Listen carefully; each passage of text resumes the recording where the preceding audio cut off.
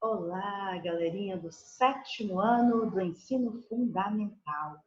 Vamos conversar um pouquinho sobre o tema os aspectos demográficos e sociais do Brasil. E vamos iniciar a nossa aula com uma constatação. Somos uma população numerosa, distribuída de forma desigual.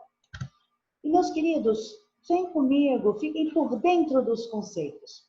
Eu inicio, então, a frase seguinte: o Brasil é um país populoso, ou seja, possui um elevado número de habitantes em relação à grande parte dos países do mundo. Então, veja, eu disse que o Brasil é um país populoso. Eu estou me referindo ao número absoluto da população. Eu estou me referindo ao número de pessoas que habitam o país. E eu deixei em destaque para vocês no texto a seguinte informação: a população brasileira está entre as maiores do mundo, ocupando a quinta posição entre os países mais populosos do mundo. E segundo pesquisas realizadas pelo IBGE, no ano de 2018, a população absoluta do Brasil, ou seja, o número total de habitantes do país, era de aproximadamente 208 milhões de habitantes. Mas nós temos a informação de que essa população ela está distribuída de forma desigual.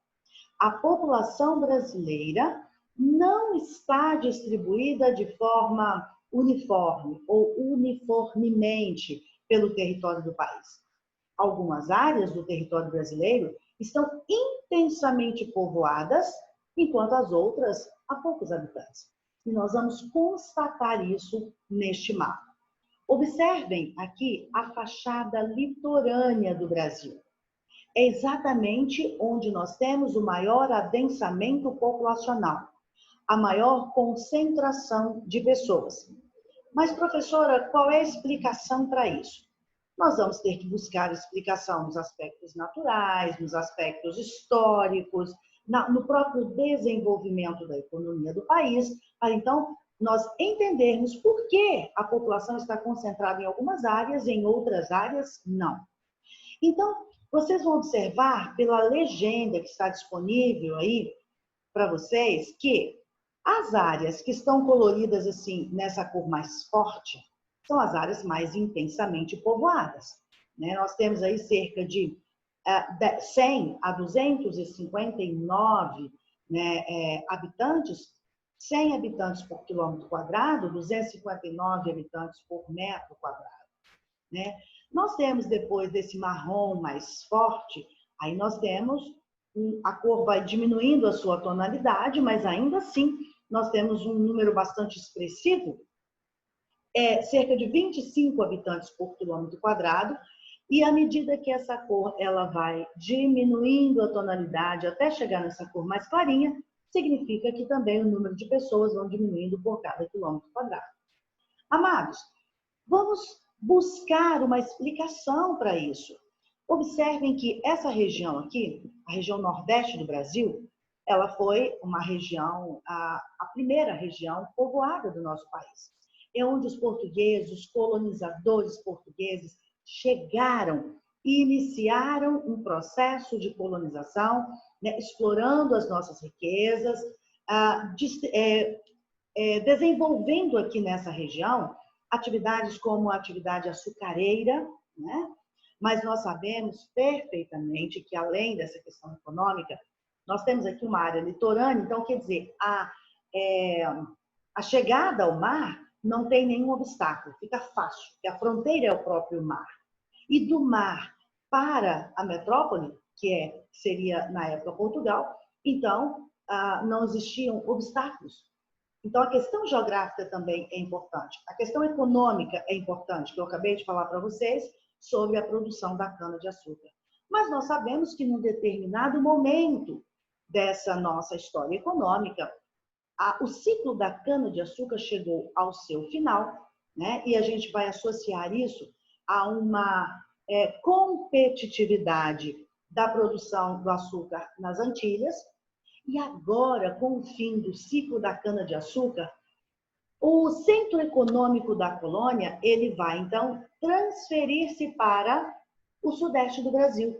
Aqui nós vamos ter, no início, né, no século XVIII, nós vamos ter o desenvolvimento da exploração do ouro em Minas Gerais, e mais tarde nós vamos ter o início do plantio do café, que sustentou a economia brasileira até 1930, né? E para alimentar essa atividade mineradora, muitas outras atividades foram desenvolvidas no entorno dessa região.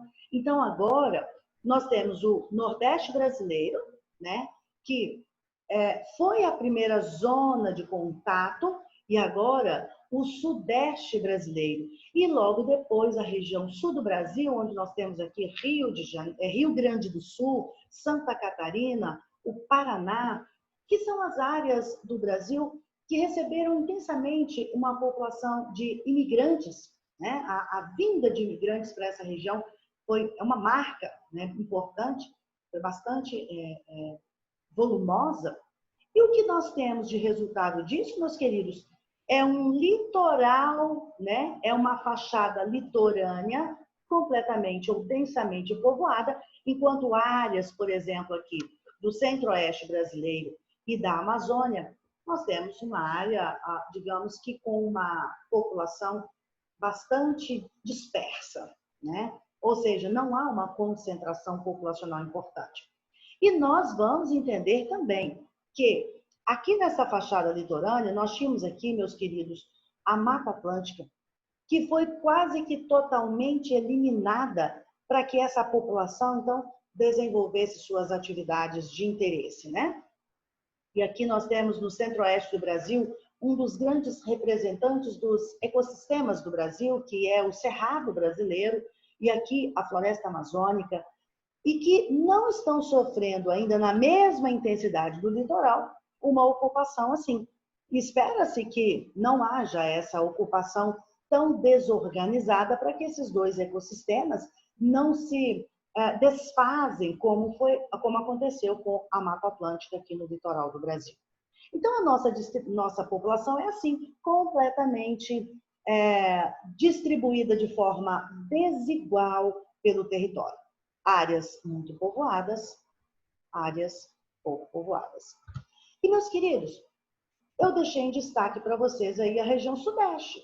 A região sudeste é exatamente essa região onde nós temos o estado de Minas Gerais, o nosso estado, o Espírito Santo, o Rio de Janeiro e o estado de São Paulo.